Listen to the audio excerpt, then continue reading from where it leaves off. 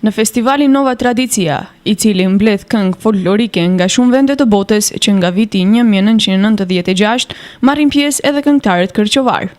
Për këtë vit, Studio Beni zgjodhi për të përfaqësuar këngën burimore kërçovare këngëtarët e mirënjohur Arsan Limanin dhe Musa Izerin, ndërkaq me kavall i shoqëruan Adnan Aliu dhe Emin Xhaferi. Ky festival ka një peshë të rëndësisë së veçantë, fakt për të cilin flet transmetimi i cili realizohet nga mediat më të fuqishme të vendit me një shikueshmëri dhe ndëgjueshmëri që kalon miliona audiencë. Këtë vit ky festival u transmetua nga TV dhe radio shtetërore të Polonisë.